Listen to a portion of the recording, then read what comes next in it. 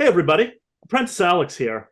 And today, doing a little roundtable discussion, talking about the different medieval Eurocentric combat sports that have been going around. I did a video on this subject a little while back and I received a lot of feedback on it. And I appreciate that feedback. So thinking about it, I figured the best way moving forward would be to bring some representatives from these other sports that also appreciate the idea of cross-training and trying new things. Anyway, I'll let them introduce themselves. Thank you for joining me, guys. Thank you. Ian, you want to go first? Yeah, sure I can. So hi, my name is Ian. And I'm here talking about HEMA. I've been doing HEMA since 2014, long time. And I have been on basically every end of HEMA, from competing to running events to teaching to organizing a club. And obviously cross-training. I do mostly for cross-training to other disciplines. It's SCA Heavy List and SCA Rapier. I have taught stage combat. I do reenacting. About the only thing here I haven't done is Buhurt, and that's because I just don't have time. I totally understand that. My name is Brian Chabot. I've been playing with swords since I was a little kid, like many people have, or at least with sticks pretending to be swords at the time. Did a little bit of stage combat in high school, got out of it for a while, maybe a little bit of LARPing after college, got into SCA Rapier in about 2006, 2007-ish, became a marshal for that, expanded into SCA Heavy List, SCA Cut and Thrust when it came out. I am currently the SCA East Kingdom Knight Marshal for Armored Steel Combat, which is basically mostly Buhurt singles rules brought into an SCA context. I train most of the time in Buhurt with the Armored Combat Sports, American Medieval Combat Federation, International Medieval Combat Federation, etc. at Knights Hall in Nashua, New Hampshire.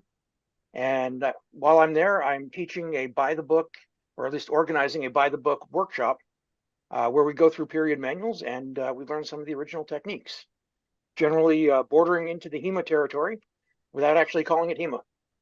I was going to say, as soon as you pull out a manual and you're trying to follow the manual, you hit HEMA. Yeah, I mean, my first introduction to the manual, and I mean, look, this is one of those feedbacks that I got the last video that I did, was I mentioned that I had trained from the manuals with an SCA Uberduke, analyzing them, and I had definitely had some HEMA people saying, well, that's not actually HEMA, but like you said, it's part of HEMA. I mean, I've been studying manuals since the 2011 or so, when I started finding them online. The one that I first started out with was Palace Armada because it's close enough to modern English, just slightly out of SCA period. And the style of English rapier at the time was very laid back and relaxed. I mean, not like your usual Italian style where you have to do all kinds of interesting contortions to get into the right positions. The English style was based off of the English broadsword.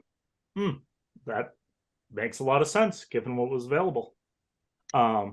I guess real quick, I should give, in case some people are joining this video and are unfamiliar with me or my channel, I'm Alex Silverman, Apprentice Alex, and I'm full-time bladesmith that has been doing SCA Heavy List for about 5 years now. I have dabbled a little bit in Buhurt, and I've been coming to Forte HEMA School for, how long have I been going there on the regular, Ian? Probably 4 or 5 months now. Something like that. When I started showing up to your heavy list practice. Yeah, which I've been having a great time with. And beyond that, I've basically been doing martial arts in one form or another since I was 6 years old. So, counting in a few years off, somewhere between 15 and 20 years of martial arts experience. Yeah, I should probably throw in that in my early teens, I did Taekwondo and Hapkido. So anyway. I just started with Olympic style fencing back in 2010. So fencing goes far back beyond HEMA. HEMA's just 2014. I decided I wanted real swords, not car antennas. That's a good way to put it. I did some Olympic saber in college. Although you get all the new guys coming over from the Olympic fencing, and you complain because they hit you before you move. Don't get me wrong, the blade control from that is phenomenal. I just hate not having lateral movement. Yeah. See, When I'm never fighting against fencing. Ugh. when I'm fighting against sports fencers, usually I just love taking a simple sidestep and watch what they do. Yeah, Uh, if they don't hit you as soon as you move. Yeah. But if you're Sports- offline, you basically confuse them for a split second, long enough to sometimes hit them. Yeah, otherwise they've hit you before you realized you were moving. That distance and timing is really all that sport fencing is, or Olympic fencing is. It's distilled down to the basic fundamentals. You know? Which are needed for every sword art, and even every martial art. Yeah, absolutely.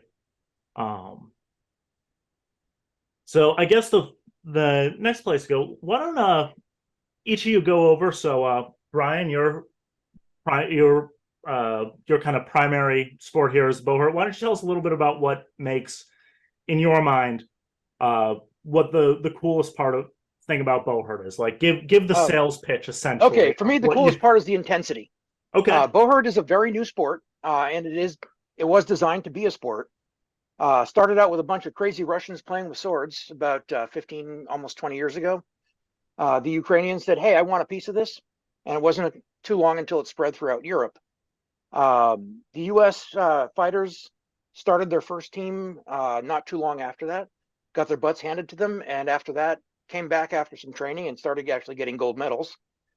The Buhurt rules today are based roughly, and I do mean roughly, on historical examples of tournament rules. It is not combat, it is tournament.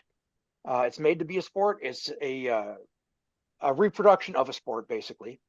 And the rules come from a number of different tournaments, not any single one. And we've added in some modern aspects for safety and to make it into a fairly evenly matched sport.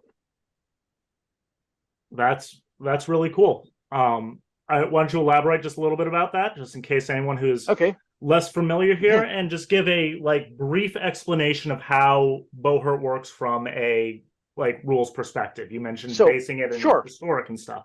So if you think of soccer, it's getting a ball through the goalpost or into the goal using mostly your feet, although the goalies can use their hands. Similarly with Buhurt, it is playing with swords and axes mostly. It is cuts only, no thrusting, because we can fix a broken bone, we can't fix a hole through your chest. So it's thrusting only. We do not have calibration minimums or maximums. For singles fighting, if you are throwing the blow intentionally and it connects correctly, it is a good scoring point. One-on-one, we have duels. Duels are one person, usually matched weapons, and it's scored by whoever can hit the other person more times in a certain given time. Historically, it would be who can exceed somebody a number of hits, or who can hit the other person enough times so the other one gives up. But we found that today with stopwatches, it's a lot easier. Buhurt also has melee combat, which is, we joke that it's last man standing, but what it actually is, it's the last team with somebody standing. We do break it up if the numbers become 3 to 1. We've noticed that from trial and error, you cannot survive a 3-on-1 fight in armor with swords. It's not going to happen. We've had some of our top people versus some of our worst people, and they still couldn't do it. So we break the fight at 3 versus 1, or when one of the team is no longer standing. So pretty simple scoring on that. There's some variations on that, especially in singles, where we also have night fights, which include grappling, kicking, and punching, and pro fights, which are just like night fights, but add in that once one person goes to the ground, you can continue to fight them for another 10 seconds to figure out who has dominance after the throw. Okay. I mean, that sounds like quite the sport and organization. All right. It's pretty simplified. Ian, why don't you give me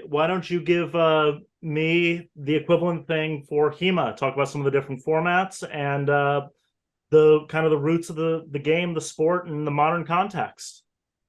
So HEMA, or Historical European Martial Arts, is sort of the opposite of Buhurt in that it's a very broad category, covering everything from medieval German wrestling to almost modern knife fighting, and everything in between. And kind of the definition that's easiest to describe it by is it counts as HEMA if you're working from a contemporary to the weapon you're fighting source. So a book from that weapon's heyday telling you how to fight. And generally it focuses on duels to blood. Not necessarily aiming for lethal strikes, but generally it's aiming for simulated lethal or close to lethal combat using a huge variety of weapons from longsword, which is kind of the most common weapon, messers, rapiers, sabers, sword and buckler, poleaxe, etc. So quite a wide variety of weapons, quite a wide variety of systems. You can go to an event and there'll be 5 different tournaments at it, and all 5 are using different rules. So it's a very broad system united by a very loose definition. And it kind of comes in 2 distinct flavors: bladesmith or unarmored fighting, wearing modern protective gear, basically padded fencing jackets, hard plastic plates, modern protective gear, and harnessfechten, which is armored combat. And where bladesmith is hit, don't get hit, as a very rough rule description, harnessfechten is, depending on the weapon, either are you still standing or simulating actions that are meant to fail armor. So you're trying to drive a thrust through mail, you're trying to get them on the ground, a resolute blow with a poleaxe, that sort of things, actions that would kill or at least horribly mess up the guy in the armor, which lends to kind of a weird look where Buhurt looks super intense, but because armor works, you're generally fine. Harnessfechten can look really mellow, but were we fighting with sharps, you would not be walking away. Also, modern Buhurt armor is a little bit better impact resistant than some of the originals, thanks to modern metallurgy. And we overbuild our helmets. Kind of a weird issue that you see with HEMA, where we try to replicate accurate fighting and then fill in the gaps and stuff in armor that would have existed at the time. Like, no, you will wear a gorget, even if they were not properly wearing them at the time. We don't want you to die. So it's meant to replicate historical fighting, but we still also have allowances for modern safety, much less pronounced in harnessfechten and bladesmith. It honestly looks like we're in modern sport gear because that stuff saves you a lot better than a padded jack. I often giggle at, why don't you just wear armor? It's all plastic armor anyway. I could spend the next 45 minutes ranting about that entire conversation. Alex has a few questions later that touch on it more, so I'll let him go.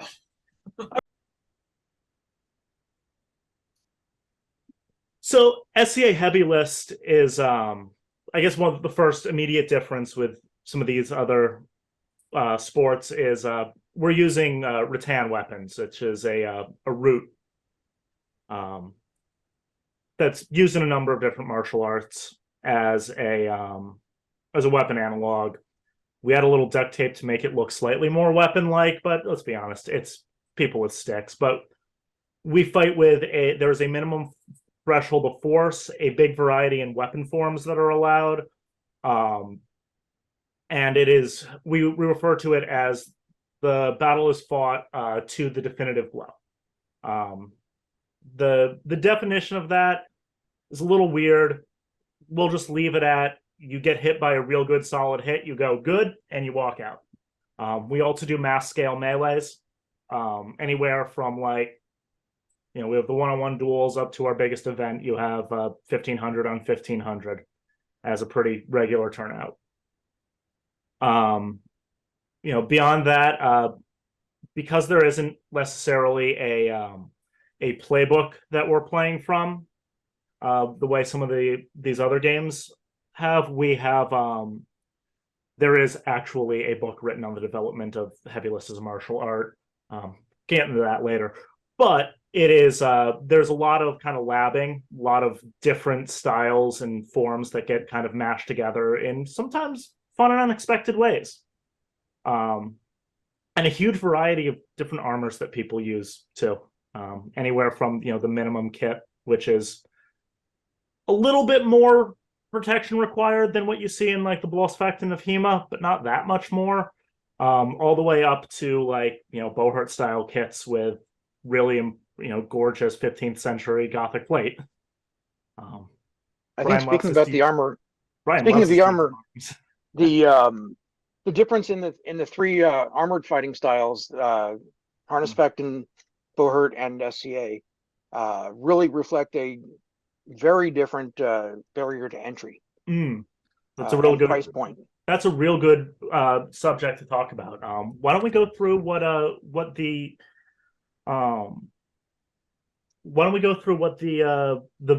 basic, to get a basic kit together to go to your first competition? Because I think that it's pretty safe to say that all of these communities, if you start getting involved, even if you don't have the money, you can start training with and practicing some of the teams around some of the schools that, and at least get a hold of some loaner kit and see if it's right for you. So let's talk about, if you do decide to move into these games, what is your first tournament kit going to cost you? Ian, why don't we start with the cost of entry for HEMA, because I know that you've pretty extensively researched that to put together a good list. Yeah, it turns out that when you're part of the people in charge of equipment for a club, you get a real good handle on this. So as I mentioned earlier, HEMA's got kind of two different disciplines, Bladesmith and Harness-Vectin. And Bladesmith is the much easier barrier for entry. To train and not have to borrow sweaty, disgusting kit. You can get away with a pair of padded gloves for around 50 or 60 bucks, and a mask that'll run you anywhere from 80 to 120. It's just in some cases, just a black colored fencing mask. HEMA is well known for everyone wearing black. I think some of that came from wanting to differentiate us from Olympic fencing, and also because when it started, the only available padded stuff for fencing was coaching kit, which is traditionally black. So HEMA sort of has adopted, no, you wear black, although there's been a lot more color. But that only gets you a mask and gloves, which is sufficient for training at a lot of clubs. But to fence in a tournament, you're looking at, excluding a sword, about $1,100 or so for head to toe, excluding shoes. That doesn't include socks. It doesn't include shoes. And that's everything from shin, knee protection, pants, jacket, chest protector if you choose to wear it underneath, hard forearms, hard elbows, gloves, gorget, and back of head protector and mask. So that's everything. And to then have your own sword, which is probably the last thing you need to buy and the first thing everyone wants to buy,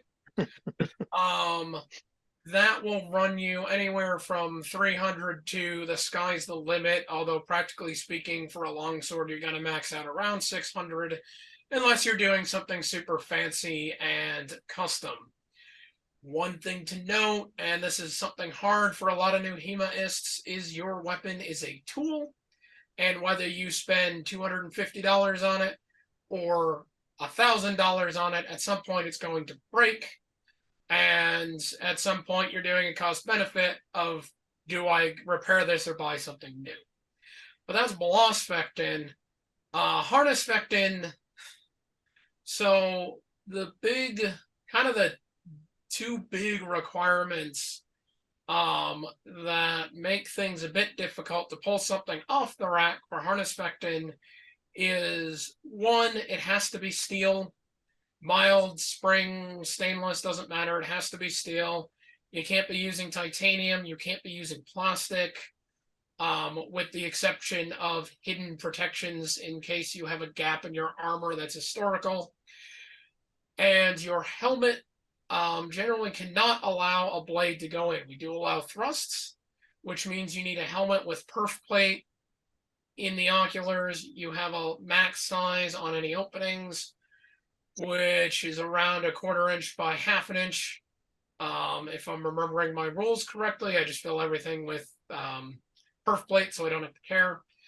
And that means you are looking at a custom helmet, and you're not necessarily able to just buy stuff off the rack that'll work for you. Now, I know people have been very successful buying kit off the rack from Cult of Athena. There are some very good options out there for, budget constraints, because we don't have the same impact of Buhurt, so you're not going to necessarily die of something dense. But you have to get lucky there, but you're still paying for a custom helmet, and that alone can run you. All right. And then a sword for that. Fortunately, you actually want something stiff for that if you're going to do like work with long swords. So those tend to run 200 to 500, unless you're doing something custom. But you're looking at, unless you get lucky, I think my whole kit ran me, with a couple budget options and using Buhurt stuff where I could, which saved money, easily $3,000, and I keep trading helmets and I'm still not happy with mine. All right. Brian, do you want to talk a little bit about Buhurt entry? I know you and I have talked about a lot about this. Because we're famous for being the guys in armor doing the heavy fighting in a lot of public displays. Everybody who gets involved wants to go out and buy their first suit of armor right away. And just like buying a sword for HEMA, we tell them, nope, stop, don't buy anything. An armor investment is going to be a serious investment for most people. It's not cheap. And you can get our swords probably a bit cheaper than the HEMA swords, because there's a little less finesse to them. They just have to be relatively solid. I've talked to people in Buhurt who have done stuff like gotten used armor for their helmet and gauntlets, and literally made the rest of their armor themselves. For the lowest price that I've heard so far was $830 for a full kit. Yeah. Which most of us who have our own kit have looked at them and go, "You're insane. Where did you get that steel for only $830? I would say, what would you say should be a more expected point of entry? More expected point of entry for a full kit. The last time I priced it out was about $3,600. Okay. And that includes helmet, gauntlets, weapon, everything. Okay, so that's all in. I've seen stuff a little lower that were like, not including gauntlets and things. Right. Sounds about. Usually I recommend that people that are getting started not only not buy anything first, when you've trained a bit, when you've used a little bit of loaner gear, then the first thing you want to look into buying is going to be a helmet. It's going to need the most tweaking and customization to get it to fit right and to get it to be safe. A lot of Eastern European armorers will send you a helmet with padding, which, while it may be very nice padding, is not going to be sufficient if you want your career in the sport to last more than about 2 years. The average that we found from a lot of Eastern European fighters is after 2 years, they've just had too many concussions and they're no longer playing. In America, we like to continue playing the sport a little bit longer. Some of us have been doing this. I've been at it for about 5 years now. Some have been at it over 10. And with the right padding and the right helmet, you can definitely reduce the chances of having a concussion. And with that, we tend to not often publish all of the details, because there's liability involved in saying this is the way. So it's very much a word of mouth, unwritten, hey, this works better than that works better than this. Weapons usually are going to go from 150 and up. And your armor, the and up, is also very much applicable here. I've spent some time, I've got a decent job and a little bit of extra spending money. I've spent my money on a very nice outfit right now. And I think last I checked, I'm running on about 13,000 total once I get the new pieces that I just ordered in. Yeah. 10,000 is about what you're looking at for a good suit of nice full plate that is safe for Buhurt. And for crossover purposes, it's very easy to get a helm with a removable faceplate, so you can put the faceplate with the perf plate over the eyes for HEMA harness spectin. Yeah, something I'd like to add is if you don't mind the weight and you pay attention to your sources for getting something that's passably accurate. Buhurt doesn't put the same emphasis on historical accuracy. Right. And it won't necessarily work at every harness spectin competition because some do have very high standards for accuracy. You know, that's what they're aiming for. Yep. You can get away with using a lot of Buhurt kit for HEMA. And that's honestly the easiest way to get armor you trust that works without breaking the bank, because that and up, particularly if you start looking at harness spectin with period accurate armors, you could consider Porsche or you could consider armor. To be fair, that end up really goes up. To be fair, a new book that came out recently, Toby Capwell, Dr. Tobias Capwell, published his third volume of English armor in the 15th century. And near the beginning of it, he does show some prices of what a full suit of Milanese armor would have cost at the time. And what you're looking at is probably close to about a year's wages for the average worker. So if you figure what is the average household income today, figure that towards armor is about what they would have paid then. So either way, a good accurate suit is still cheaper today than it was in the 15th century. As a very funny data point, a friend of mine has harness based on one that belonged to a merchant in 1500, and I'm forgetting the exact name, but he was a well-off merchant and it still cost him 3 months of his income. Yep. Importing this armor from the Ukraine, where steel prices tend to be a lot lower and save quite a bit, even in shipping and labor, it still cost him 3 months of his income, and he's in a high-paying tech field. It was a very nice parallel, although I think he got a discount on it because the smith hadn't done armor like that before and was saying, hey, it might be a little rough and it might be a little slow. I'll give you a discount if you'll let me learn. I got my my base outfit from Armor Moscovia before Russia invaded the Ukrainians, and I think it ran me about 10 grand, including all of the undergarments and everything. And I've got about 3,000 worth of improvements to it since then. And I'm not going to say how many months that was, but it wasn't quite 3 months of my income.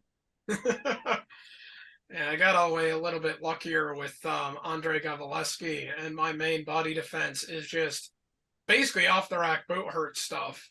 Yeah.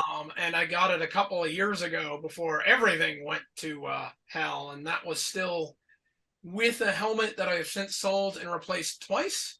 That was around 2 grand, mostly because it's brigandine, it's not super high-end fancy stuff, it's men-at-arms in Visby. Yep. And then my helmet comes from Maxim Saprovich at Wild Armory, and well, people in the SCA may tell me that it's a little too protective. It is a gorgeously protective helmet. Yep. Although, frankly, I don't think I could rebuy it for what I paid for it at 800 with 3 visors. True. I found that SCA tends to need the least amount of protection. Buhurt needs the most. So if you're going to do any crossover, look at Buhurt armor that is also historically accurate, and that should be able to cross over with all 3 styles. I will note, since I haven't had the chance to touch on it yet, the barrier of entry for the SCA is a lot lower. A big part of that is that we do allow plastic armors. You still need you still need steel helmet, but you can get together a perfectly functional SCA kit. If you're willing to do some work yourself, you can put it all together for around 300. If you don't want to be doing the work yourself, you can put together a very, very basic kit with, super simple helmet you can get for around 250 bucks. That'll, hold up for a few years. It's not going to be a lifetime helmet at that price point. You can get one for 200, 250, and about another 200 for shaped plastic armors. That'll cover all your other important bits. You also will be using demis at that point, which means you're stuck with basket hilt. So if you want to get great weapons, gauntlets are a little more pricey. Well, I highly recommend you don't cheap out on your gauntlets. And if Yeah. you're doing it long term for any of these sports, don't cheap out on the helmet either. Yeah, helmet and gauntlets you'd never want to cheap out on. It's very true. Spend your time, spend your money, save up money, and go to a really good armorer for those. Yeah, there's a guy called Ironmonger. He tends to have a very long rating list, but he makes some really robust helmets for SCA that are very cheap. They're just, stupid, simple designs that really aren't that historically accurate. But if you want to get involved in, a medieval combat sport, it's not a bad place to start, especially because they are actually heavy enough gauge steel that they hold up to a beating pretty nicely. For a little bit more than Ironmonger, I'm going to plug Master Yuli over in Ukraine. I've seen your stuff from Master Yuli. He does some impressive work. I've got a helmet from him that is absolutely superb. It's a tank. It's not the cheapest one on the market, but it is historically accurate enough that I can get away with a lot of harness spectin. He will do the perf plate if you ask him to. It's not by default, and he does replaceable visors if you ask him to. So you do have to know what you're asking for, and you do have to remember to ask for it. Yes, it's one thing I've learned is when you're commissioning armor from anyone, be very explicit with what you want. Don't assume they're going to guess, even if you tell them what it's for. Do your research first. Yes. I will say my gauntlets come from Master Ule. They're scale gauntlets, French circa about 1320. One thing, HEMA generally requires your entire harness be roughly plus or minus 20 years based on extant examples. So within reason that you may have bought a state-of-the-art helmet, something a little more budget friendly for your body defense, and you found gauntlets laying around in a storeroom. But there's allowances on that because at some other point you can also generally find evidence. I mean, the Germans were using clap visors, a Visby circa clap visor. We have evidence of them still using them in 1450. So the IMCF for their international national championships does say plus or minus 50 years. So we've got a lot more leeway on that. And also the same region, not necessarily the same country. And by region, we're talking Eastern Europe, Western Europe, Asian. So very broad regional variations. The goal of the plus or minus 20 years is less being super historically accurate and more just trying to get a specific aesthetic of what should be higher end judicial combat, not a bunch of up jump peasants going at it. There was Blossvectin doesn't factor into this at all because we're using completely modern kit. And even the allowance of steel gauntlets is something fairly debated.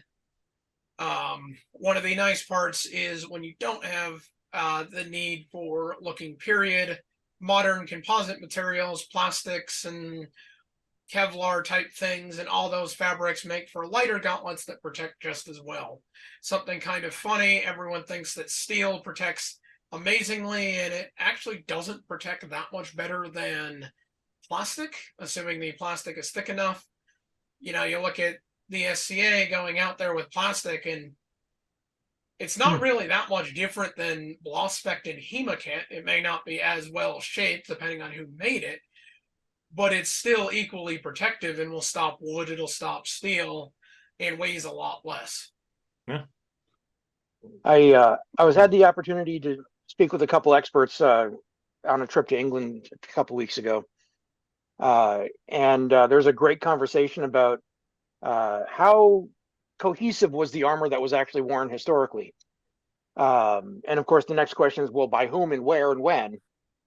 And one of the experts that was part of the conversation put forth an example where there is well documented examples of people wearing armor that was over 200 years old in battles.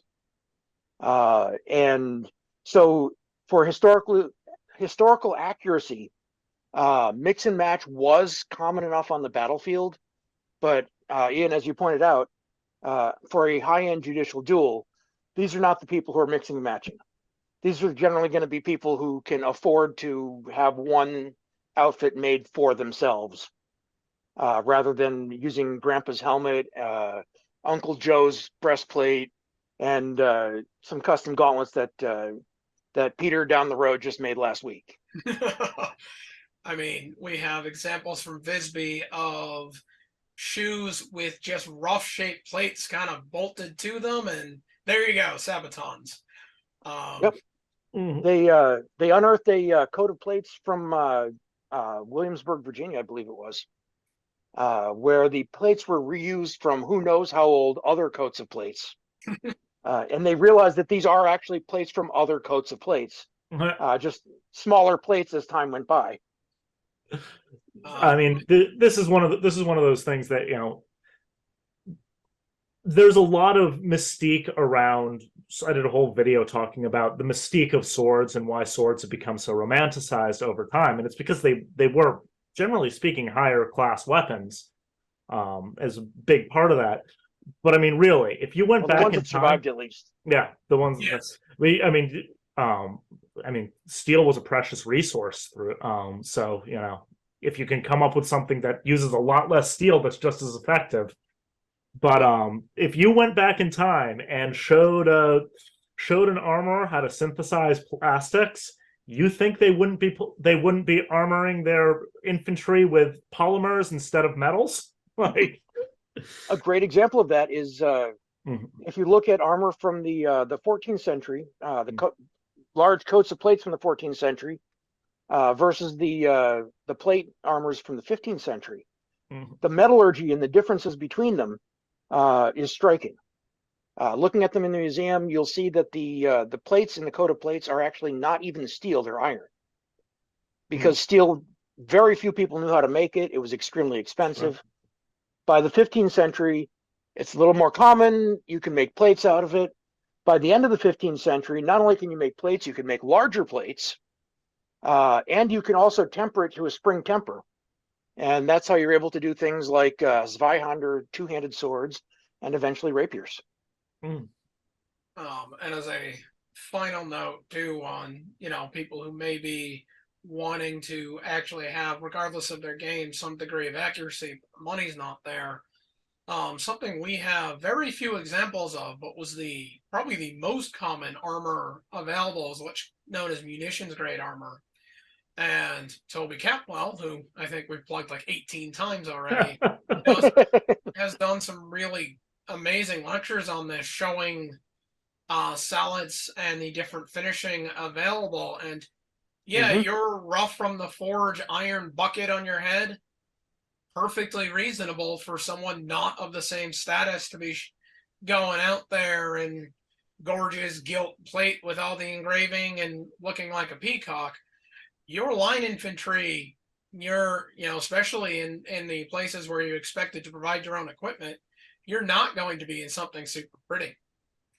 Even if you had issued equipment, most of the equipment was issued by local cities, and the cities had their own armory, and that armory might have had armor from 100, 150 years ago, and who knows who it was made for. They'll try and mix and match and get the size as close as they can for you. But you get what we got. There's a lot of stuff where there was, I think it was a Wallace Collection article talking about how the longsword was not a weapon of knights, because knights were cavalry and the longsword was absolutely not a cavalry weapon. And that realistically, the longsword would have been the weapon of elite infantry commanders in terms of battlefield, and the duelists, the longsword would have been less, less your fully armored knights and more, again, more your those that had worked their way up through the infantry ranks, which is also may have actually contributed to the romanticism behind it, because it would become a symbol of obtaining something. If you look at the knightly kits, the arming sword was much more common because it was much easier to use from horseback. The swords that I've seen were what we would today call a bastard sword. It's what a lot of people use for long swords. They're not quite two-handed. They can be used one-handed, and you can use them on horseback. We could get through a whole conversation on how nomenclature has changed over the years. Ian and I have gone on about this for hours in the past. In historical periods, the nomenclature was a little bit more wibbly than it was now. We didn't have the oak shot typology system that most experts are using today. Nor did we have the Fighter's Guide to Arms and Armor from Dungeons and Dragons that a lot of us grew up with. That is very true. But normally what you would hear is you would call it a sword, a knightly sword or a broadsword. A broadsword would be a little bit wider blade. A knightly sword would be a little bit longer blade. Which sword is it? The long one. What else? They were the sidearms of the period. There's a great quote from an Italian source talking about a bunch of men-at-arms that I think showed up to some sort of gathering. It's not super important. And he's like, they either had long swords or great swords. I don't know the difference. And he wrote that in a letter that we still have. So they clearly didn't care about it, period. And I mean, you get a little later when you have small swords and broadswords, and the definition is a broadsword is broader than a small sword, and a small sword is smaller than a broadsword. Got stuff like that. Yep. Anyway, we're drifting a little way here. This is what happens when you get a bunch of nerds in a room, even a virtual one, together. But kind of bring things back around. I want to hear from you guys what you've gained cross-training with some other disciplines, and what you've brought back to your primary disciplines from them. In my case, my primary discipline ended up changing. Yeah. I started out primarily doing late 16th, early 17th century English rapier. And eventually I am now doing mostly Buhurt. And I'm trying to kind of slowly push my way into more of harness-spected direction. I guess you could say that I'm actually studying HEMA by studying the manuals. But by studying HEMA as well as going through the Buhurt stuff, Buhurt is just a very intense sport type of combat. HEMA gives you a bit more of the combat side of the combat, where it might use a few things that might not be legal in the sport. So we have to make sure that we can translate back and forth. But practicing on the HEMA side, we're also not using the intensity that you can use in Buhurt, because you're going to kill somebody if you do, even with the blunted weapons. There's going to be a lot more control in your attacks in the practice of HEMA. With SCA, you get a really good idea of battlefield awareness, where you can you have to look outside of your helm, outside of the one opponent that you're fighting, and get a broader idea of where the battlefield is going, or else you're going to get your butt handed to you. And for me, Buhurt is where I get most of my physical fitness from, what little I have, I should say. And with the HEMA stuff, I get a lot more of the mental, oh, you mean I can, instead of just hitting him this way, I can move just a little bit this way, and I'll be blocking his counterattack, and I can counterattack going the other way without having to do much work. More of the finesse, the finesse and the technique. You get a little bit more finesse, and for somebody like me who just by nature of living a long life of doing stupid things is not in great physical condition, it allows me to up my game in my fights, because now I can say, hey, I know where my opponent's weapon is, where he's possibly going to step, and I can step over here to make sure he doesn't do that. That's definitely sounds like a pretty great endorsement for training and bringing in some different stuff. Ian, what about you? What are with your experiences?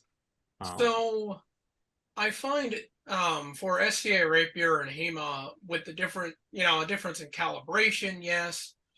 SCA rapier are certainly lighter and faster than HEMA, but that cross training, the biggest benefit you get there is just a wider variety of skills and how people have practiced and what they do.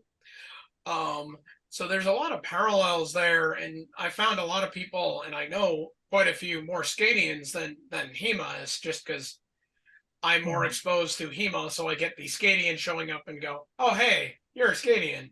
I found they can cross train rather effectively.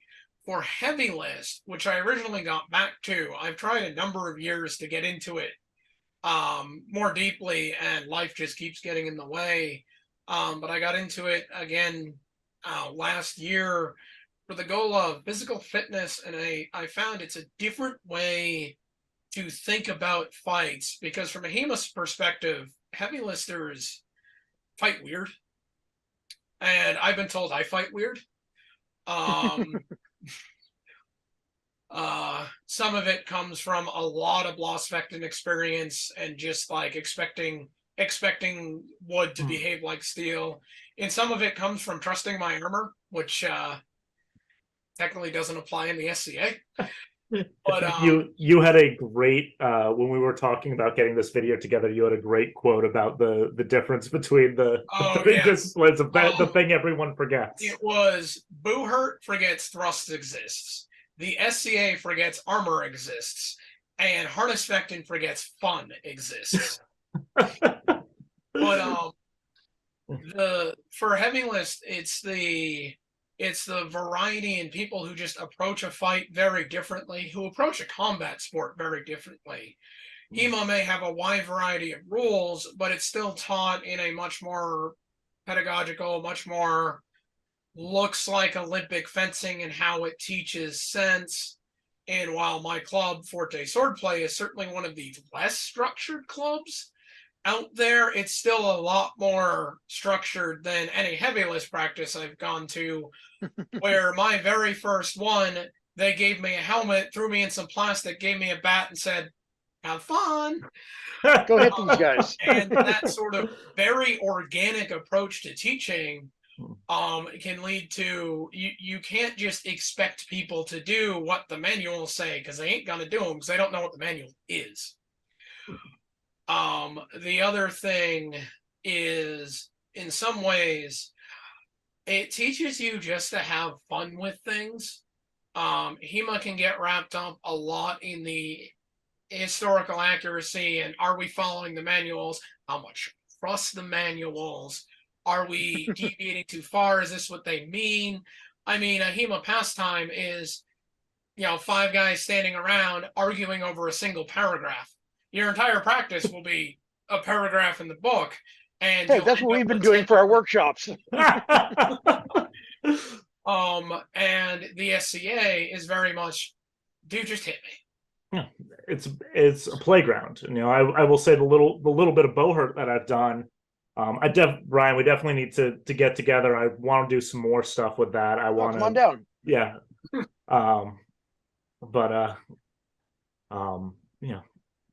Freaking broke, but Yeah. that's the but that's the downside. Schools need to keep the lights on and keep the roof over their head. Yeah, absolutely. But the bit of Buhurt I've done, like the cardio and the physicality of it is, I definitely want to do it. I mean, I'll be honest, I'm not that interested in doing the Buhurt melees. I struggle enough with the SCA melees alone, and we don't have generally 360-degree engagement.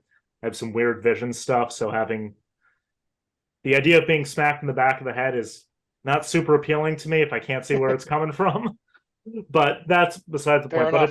it's a super fun, the duels forums that I've tried with you and with some other people as well. I've super enjoyed, super physical, great workout, and a lot more technical than I think a lot of onlookers would realize, because unlike both HEMA and SCA have a big thing in common where it's you make that mistake, you're done. where it's the one hit one kill rule, where even with the harness Fectin, it might not be, you can bounce off the armor for a while until you find that gap, but you still have to, once that gap is struck, that's it.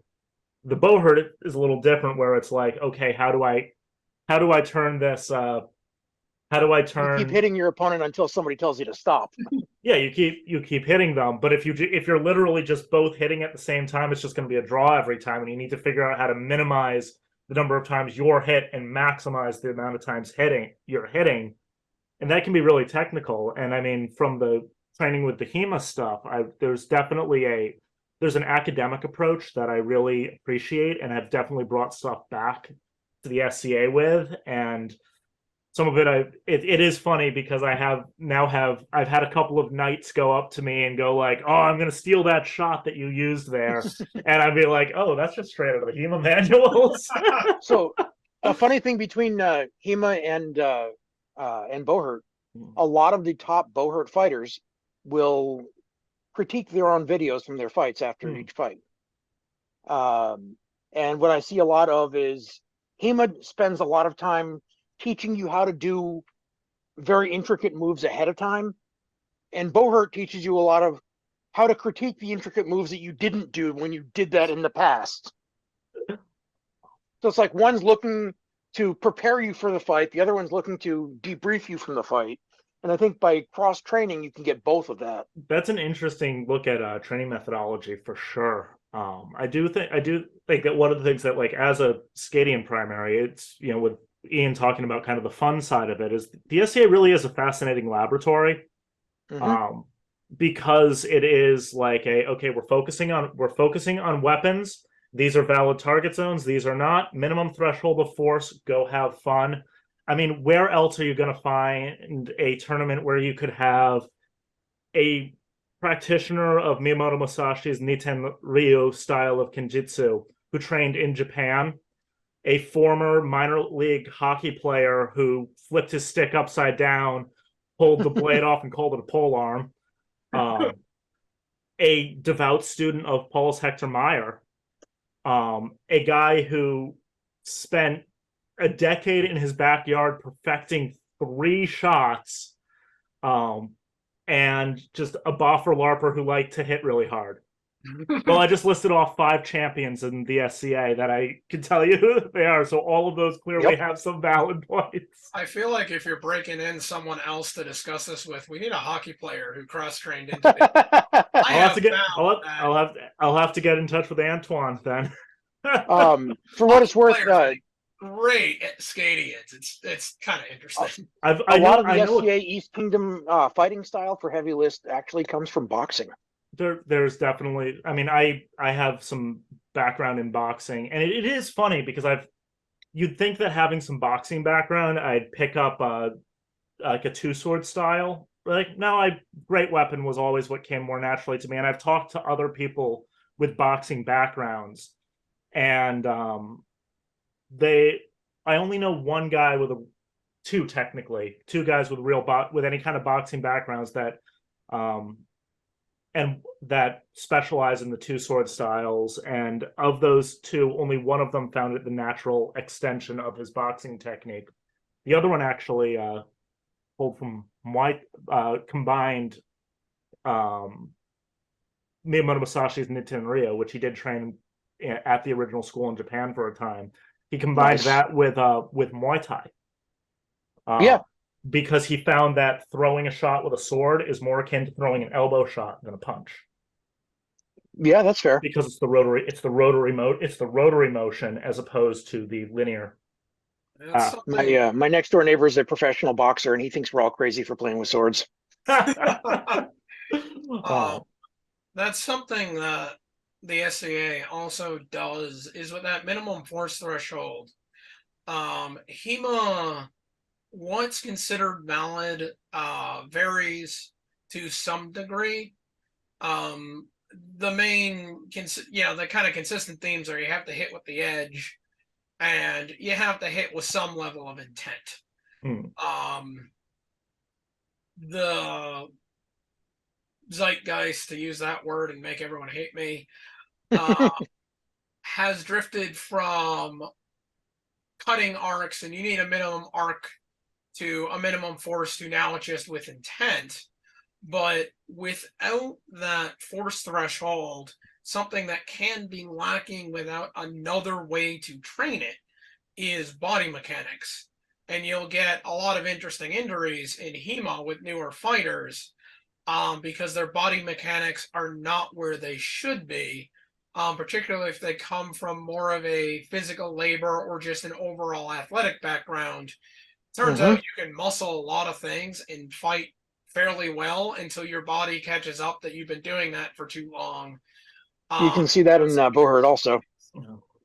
And the SCA sort of you either get good at body mechanics or you never win a single fight. Or you get really good at thrusting. That's how I score most of my points, coming from a harness vectin background. I'm like, I can bash on your armor. It isn't going to do much. This isn't a poleaxe with a weighted head. I'm just going to stab you in the face because I know you'll take that.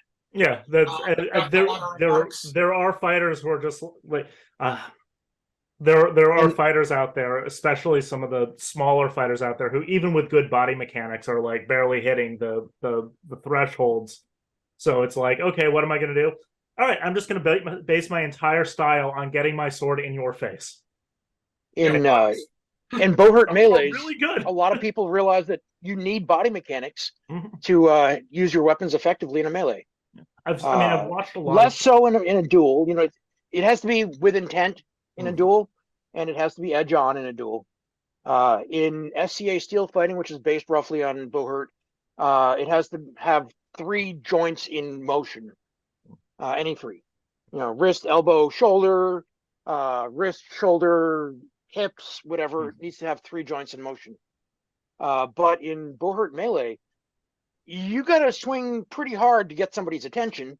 And the function of the weapon is to A, change someone's attention so your buddy can tackle him, or B, hit him till he doesn't want to stand up anymore.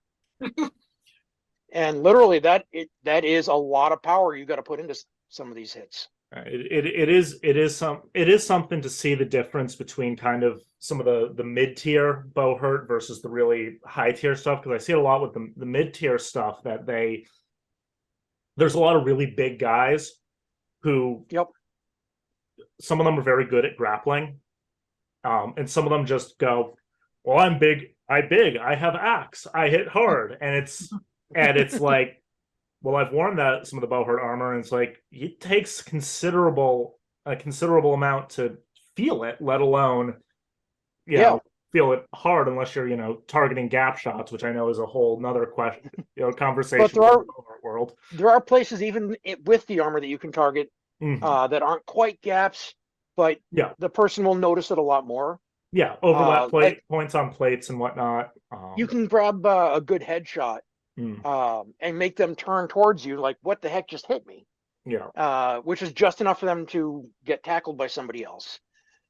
You can hit them it's an off target area in the SCA, but you can hit them in the shin and watch their leg fly out from under them. Yeah, that makes that's a tripping motion at that point. But again, to go back to what I was talking about, one of the things I received a lot of vitriol for from the Buhurt community on the first video I did on this whole compare and contrast subject was saying that more Buhurters should train with Scadians to learn about body mechanics and force generation. Absolutely. And absolutely. We had an SCA knight come and start playing with us in Buhurt. He was a fairly freshly minted knight, only about a year into it, since he got belted. And he's now one of the top Buhurt fighters in the Northeast. Victor, I can't remember his last name for the life of me at the moment. Donovic? What's that? Victor Donovic? Okay. Yes. Okay. Yes. He came in and for the some of the local fights, he comes up from Connecticut to play with the Knights Hall crowd. And a lot of us are like, who the heck is this guy that just walked in and is really good at fighting? We have to look at these guys and say, look, this guy's been fighting in the SCA for X number of years. He's an SCA knight. He knows his stuff and he's good at it. And unlike you, he has good body mechanics. But so he can land those shots and make you feel it. Yeah, and I mean, you look at the properly top end Buhurt stuff, and you can see those body mechanics being translated. But Yep. I think a lot, especially in like the lower to mid tiers, you see a lot of people who kind of get lost in the, oh, I just need to be able to trip or I need to be able to throw, and Right. they don't put the same emphasis on those body mechanics. So there's an interesting symbiosis there, because while the SCA doesn't allow grappling in the I grab you, I throw you, especially in great weapons matches, which I specialize in longsword. My secondary form is polearm. Hmm. You can still grab the weapon, and having, watching the way the Buhurt guys manipulate the weapons with each other has been even not even doing it live, just watching those has, given me different ideas about how to approach those binds, those clenches. And harness fecting will Yeah, teach you that for polearm too. some of the half sword stuff with harness fectin is mind-blowingly impressive. Yeah. And yeah, that's something. Hmm. That's something from a harness vectin standpoint, rolling from the manuals. The answers to how to deal with a lot of these situations were written down 500 years ago. Like, Yeah. someone has already solved a lot of these sword problems. We have a bunch of good manuals on it, and it's actually really interesting how little effort it can take if you have the right application of force. Hmm. One of the funnier takedowns I've seen, have not executed it in actually fighting, because it's kind of nasty and it's not necessarily something I want to do. But basically, it's a longsword technique. It comes out of the gladiatora, and you get in a bind, and you're half swording, so you got your hand on the blade, you punch them in the chest while you just hook the cross guard behind their knee, and just simple push pull. And when Hmm. done right, because I've done it in practice, it's like you're on your ass, and you're amazed because all they did was just kind of punch you in the chest.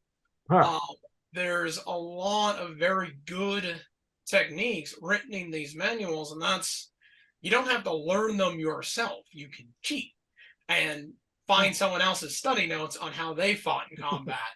Oh yeah, and I do find it, there's that old statement of like all roads lead to Rome, where you do look at, like, well, I talk about the diversity of backgrounds in the SCA, and you can look at Buhurt and how they pull a lot from like judo and adapting various grappling and jujitsus to adapt various stuff.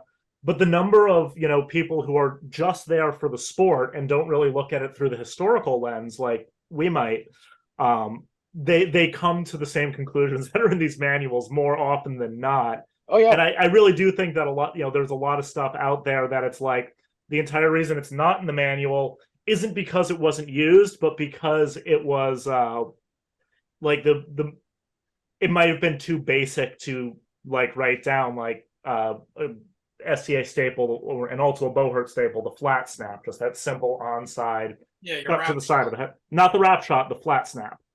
Ah, Flat snap is literally just onside cut to Serve the pizza. yeah. okay. And it's like I've heard a bunch of people go, well, that's not in the manual, so they didn't use that. It's like it's literally It's a midden how. it's literally the Yes. most basic shot you can come up with. Of course they used it. If it's not in the manual, it's probably because someone said, oh, everybody knows that, because It's that in the was a longsword manuals. thing. It's a midden how. Oh, yeah, Yeah. it's the Um, it's one of those things where a lot of like common knowledge stuff wasn't written down, like literally bread recipes where it's like, and then add flour, of course, and it's just the implication is, of course, how much flour goes in bread, because why would you be making bread if you didn't know how much flour to add to it? One of the best crossover pieces of stuff that I've seen happen, and I'm happy to say that I've taught this to a few people, is some of the period work from the manuals on halberd and poleaxe, translating to polearm in Buhurt. And you now see, instead of SCA polearm, you mostly saw them, they'll hold it by the end and they'll just try and hit you, snipe you at a distance. The period text will actually tell you, no, choke up on that weapon and close distance and now grapple with it. Yeah. And I'm starting to see that now a lot more in Buhurt, even in singles. And I don't think I'm directly responsible, but I'm one of the people probably who influenced him. If you saw at the U.S. Nationals recently, one of the longtime reigning champions in poleaxe, well, technically two-handed axe. Poleaxe is supposed to have a hammer on the other end, but beside the point. In polearm, just got his butt handed to him by somebody half his size, who has close to the same amount of experience, but not necessarily in polearm. And I was so happy to watch. This is Ringo versus Simon. Simon's been a long-time polearm champion, and Ringo just walked in and laid waste to him. And Ringo's been done a lot of polearm with the SCA too. So right, and he between the SCA work and knowing how to counter the far out strikes, and I know because he and I were both students of Visivald when Duke Visivald was putting together his classes on poleaxe. The three test students were Ringo, Ravenhair, and myself. So the three of us got the earlier teachings from that. So I know Ringo got that from the period manuals that that Visivald was teaching from. Yeah. And I'm happy to see him use it to have won gold medal, and he's going off to the international championships in May. That's awesome. Yeah, it's interesting when you watch poleaxe done by people who've read the manuals and harness vectin folks. They're using a 6-foot stick and they're fighting a dagger range. Yes. And I've had people describe it as rowing a kayak. That's how I teach it. You've seen it when I'm using a poleaxe, that butt is coming up, or a polearm in the SCA, that butt's coming up more than the head is. Yep. And that is pulling straight from the manuals. It's going back to these guys learned how to fight this way. And something that actually kind of amazes me is in Buhurt, people still trying to use these polearms at extension. I was working a poleaxe class, and I was in armor, and a number of other people weren't. And a lot of people were confused when the manuals were basically going through these fairly big motions to redirect strikes and realign strikes. And they're like, why would you do that? I can just whip it around. And I'm standing there in armor going, no, you're not whipping it around. Here, put on my gauntlets, even just my gauntlets, and try that. And what HEMA has that's in some ways I would consider missing from some of the other sports is all the problems, they're written down and backing up by just even, you don't have to be going to classes for hours, just taking time to sit down with the manuals as you're doing gets you around a lot of these kind of awkward issues. And going through the manuals is easier if you have a partner, though. Yes, it is. We are fortunately past the dark ages of HEMA, whereas people in their backyard and their buddy whenever he could get a day off from work once every 6 months. Yep. And Alex, you found even going to bladesmith, because honestly, heavy list, in my opinion, translates more accurately to bladesmith than harness vectin. Yep. For parallels, you found so many techniques from the manuals. You mentioned it more than once, and I'm just going to him. You're doing HEMA in the SCA in solving problems that otherwise you were getting hit by. Yeah, that's a really good way to put it. The SCA approach of figure it out is great, but there are plenty of kind of counterintuitive things that show up in the manuals that don't make sense, much like that example of why are we shifting here, then here, then here, not just redirecting, not just, going on the same lines. Why are we doing all these figure eights? All of that, once you're put in armor, or their sword isn't where you expect it to be, or they're relying on, Scadians have some really nasty just Oberhaus. Relying on that, you go flip through your book and go, oh, here's how I counter that. Yeah, and the other thing too is it's really cool to see. Because one thing, again, this goes back to the whole mixing of forms thing. You don't see that a lot, especially for duels in the manuals. A little bit, but not a lot. it's been very, very fascinating figuring out what, for example, as a longsword primary who fights against a lot of swords and shields, what stuff ends up working against a shield from the manuals, where I've actually found that like A range, like you talked about with dagger range, is where I want to be against an opponent holding a shield when I have a longsword. Yes. Which seems so counterintuitive, where it's like, you want to be sniping them or blowing them up. No, no, no. I want to be right up in your face where now you're trying to get around your own shield and throwing those short edge cuts that you can't get your shield to bear. I want to use my pommel to control your wrist, so you can't hit me. Or they can't get the distance, and all you have to do is choke up half sword and boop. Right. It is another thing that's very fascinating when you have a minimum force threshold is how much you can change the impact force by your presence or lack thereof. It's an old boxing concept of the 6-inch rule, where any given blow only has about 6 inches of effective range. It's amazing when somebody swings at you, the difference you can make by going towards it. And all of a sudden it kind of goes me instead of boom. Yes, that can work in harness vectin as well, just with a pole axe. It's amazing. We'll fight to resolute blows, and I've delivered blows where I've gotten them to count by hitting them with the haft. When the guy stumbles, it's a resolute blow, whether it's with the haft or with the hammer. Well, I mean, especially when you're developing a rule set to essentially do your best to replicate a fight to the death, I think that it's a really Also, I know people who can hit you in the head hard enough with a longsword that'll make you stumble. I've seen it happen. I've watched it happen to you. Yeah. But yeah, I mean, it is so cool to have these different sports, because I mean, look, at the end of the day, we're all a bunch of nerds that loved playing with sticks as a kid and wanted them to be swords. So but the fun thing is now we're also a bunch of jocks too. Yeah, it's true. I mean, this just I mean, I think you could apply it to pretty much any of these games, just with the level of with their approaches. But if you guys are familiar with the website TV Tropes, SCA heavy listers are listed as a real world example of the Genius Bruiser trope. Which is one of my favorite little bits of SCA trivia. I've heard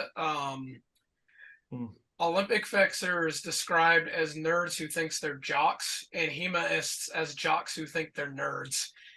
And I've been at a bar at a convention that had HEMAists and Scadians giving demos, and it was a mixed group of heavy listers and HEMAists, and a bunch of people were complaining that the stick jocks were hogging the bar.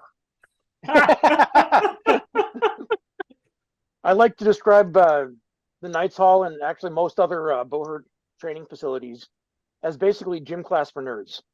Yeah. A lot of us in high school, jocks and nerds would be totally on the opposite ends of the spectrum. And with sword fighting, we're kind of like coming together. This is all one group now. Oh yeah. And it is kind of astonishing when you start talking to some of like the older Scadians, some of the different backgrounds and people. And it's true with my interactions with Buhurt and HEMA as well. It really, again, the through line is there's usually at least some interest in history, but a lot of it comes to like swords are cool as far as the fighting communities go. That's a completely different club in Massachusetts. Slogan: swords are fun. Wait, what's the Forte motto or slogan? I think we're setting one, but I don't think we quite have one. Forte is still old school HEMA in that it's collectively a bunch of people who like swords and want to figure it out. And it has a bit of that SCA mindset of, here you go, have fun. I mean, I will say this is just a personal philosophy, especially when it comes to combat sport. I do think that like there is something to be said for formal training, formal lessons, and everything. But if you are getting someone involved in a combat sport, I do think that it's important to get them a taste for what the actual combat is like early on, so you don't end up with somebody who, trains for 6 months, gets in kit for the first time, gets hit once and goes, wow, that sucks. Fuck this. That's 6 months wasted. We've actually had people who've done that, and they've actually Yeah. bought their own armor for it too. That goes back to why you were saying don't buy immediately. Exactly. That's why my club, we got enough loaner kit. We'll give you a mask, gloves, and a padded sword, and say, "Have fun." We try to get you to fight. In your first class, we've taught you how to attack from the left, how to attack from the right, and generally how to put a sword in the way so you don't necessarily die. You've forgotten your footwork by the time we give you a sword, because yeah, and the moment you 100%. put a helmet on, everything changes. Years to learn. Yeah. And that boosts retention Mhm. in a lot of ways. Simply because they get a taste for it, so it's like, ooh, Yeah, I just got my gateway drug. yeah. I mean, Yeah, we've done a lot of recruiting by doing boffer fighting in the local park. yeah. Unfortunately, while you guys were doing that, it was the same afternoon that I used to have my D&D game on, so I kept wanting to make it down because every time But it was I've great done to see. every time It's I've great done to see. boppers with Buhurt guys, it's been a blast. Oh yeah, it's great to see people who come from different Mhm. backgrounds, whether it be HEMA or SCA or LARPing, to come over and, okay, so how is this different? We still do most of our boffer weapons for the public at lightest touch, not quite as lightest touch as some of the boffer games that I've seen, but we're not going to light you up with a padded sword. But we do require that you wear a helmet to simulate, wearing a helmet. And other armor to simulate, wearing armor. And now, okay, so if you get hit a little harder than lightest touch, you're not going to go, my eye. But at the same time, it gives you a chance to play with it. Yeah. Something funny is, in all my years of HEMA, I don't know if it's the exact people that the sport attracts, but I've actually found it can almost be more difficult to get people to want to hit someone else with authority and with intent than get hit. Yeah. I mean, that is a thing, with I've seen a lot of different martial arts and combat sport and things, is there are some people that just have that, like, well, now we've trained together and now you're my buddy, so I don't want to I can't hit you. Yeah, like the way we usually explain it to new students in Buhurt is, if you enter the ring, you are consenting to violence. If your opponent has entered the ring with you, they are consenting to violence with you. I need to share a quote from my knight here, which is, anytime you're entering the list in an SCA tournament, you're actually entering in the BDSM relationship. The safe word is good, and light is the code word for hit me harder, daddy. In Buhurt, there's instead of saying good or whatever, there are two signs that you can say that the fight is over, meaning I withdraw my consent for this BDSM relationship. And that is to show the palm of your weapon's hand to say, nope, stop hitting me, I'm done, or to take a knee. That makes sense. Because if your knee hits the ground, you're no longer considered in combat. So I have to laugh because you're describing it as a BDSM relationship, but in some very long conversations I've had on acceptable force, I've had it directly compared to that with healthy, kinky relationships like that, and you and your partner are agreeing to a certain level of impact and certain limitations on that impact. In HEMA's case, the safe word is hold, although most people will accept backing up or dropping out of guard or putting up a hand. Hold doesn't always get heard, especially in harness fectin when you're at bear hugging range trying to get a rondelle somewhere no one wants a rondelle. Hold is a big thing in the SCA, though. Yeah. And that's where big rainbow sticks get shoved in your face because you see them. But it's been described the exact same way. As there's a level of consent here. And something that HEMA has, and I kind of touched on it, and I'm not sure I did it justice, but if I listen to this recording again, I'll go, man, I should have said 1,800 other things. But what HEMA has is with that wide variety of rules and wide variety of weapons, it also entertains an expectation of every time you enter a fight, you sort of set some ground rules with your opponent. So HEMA allows grappling, which screws me up in the SCA because I start getting to bear hug range. I just want to collar throw you. And then I get hit because I lock up because I'm like, what do I do? I don't want to collar throw you. But you're agreeing, okay, is grappling allowed? That's probably one of the biggest debates. Depending on your weapon system, it's expected. Or it's not. Longsword, it's kind of expected. Dagger, it's absolutely expected. Doing dagger without grappling is silly. But longsword expected. Rapier, hit or miss. It's not a huge part in the system. Saber, like late period military saber, you wouldn't expect to get thrown. The most you might expect is someone to be suppressing your weapon hand, but you wouldn't expect to be thrown. But you'd still set that ground rule. Valid target and area. Buhurt, sword and board, definitely.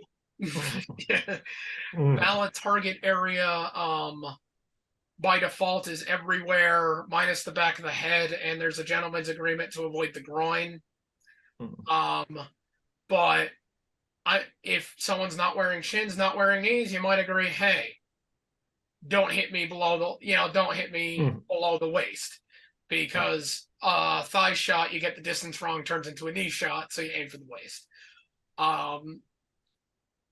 And other constraints like that, full blows, winding only, like HEMA allows itself to be rather broad in what you do. And I know this has confused a lot of people coming from Buhurt and SCA with very rigid rules. HEMA being super open, it's whatever you want to do, although we do mandate that if swords are up, wear a mask. That makes perfect sense. I mean, look, I think every sport that involves some kind of weapon has horror stories about somebody doing something that shouldn't have been particularly dangerous that ended up being dangerous. I almost lost an eye because I did something stupid without a mask. It was a speed demonstration of the thrace of rapier, and I got the line wrong, and I put it right in my eye. Yeah. Nope. I mean, I certainly don't remember names, but I do know that there was an SCA with a knight and a squire working together doing slow work with rattan staves, not even with steel.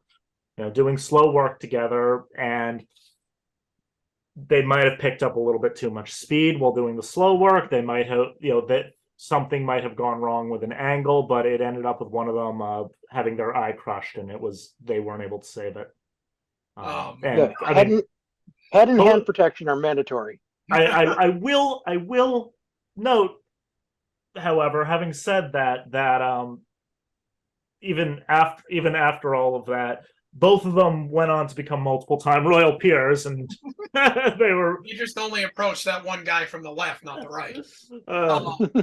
And this is something that I've seen. I mean, I've seen it in Buhurt, watching a lot of it and talking with people trying to get me into it, that I just haven't, outside of some very limited experience, I haven't quite gotten into. But I've found that there is very much a culture in all three of safety and trying to, within reason of the sport, I might add. Buhurt's definition of safety and we'll say SCA Rapier's definition of safety are polar opposites. But there is still a mutual culture of respect and safety, where it's amazing how quick someone will stop an action as soon as a hat falls off or a gauntlet falls off. Sword fighting is the only combat sport style that I've heard of where in the middle of a serious competition fight, somebody will stop and go, "Oh shit, did I hit you too hard? Are you okay?" And I've seen it in SCA, I've seen it in Buhurt, and I've seen it in HEMA. Yeah, now tournaments, you'll be going at it hammer and tongs, hats come off, and it's hugs and I'm sorry about that. And then usually that's followed up with, "Oh no, that's no problem. Do you mind signing the bruise?" Yes, I've seen that. I've literally seen that happen. Yes, say it. I short sticked a poor woman in a HEMA tournament because I shed her blade to the side but hadn't hit her, and there was, only a hip turn, and I watched the mask cave in and bounce out. Got called, obviously got called good, and immediately I'm so sorry, your mask caved in. I really did not mean to hit you that hard. She's like, "What? I was unprotected. That was dumb. I shouldn't have been. Good job." In SCA Rapier, I did a stop thrust on somebody once, and she went down like a sack of potatoes. And afterwards, I'm all apologies, and I see her like 6 hours later. I apologize more, and she's like, "No, check out this bruise. It's better than I got at heavy list."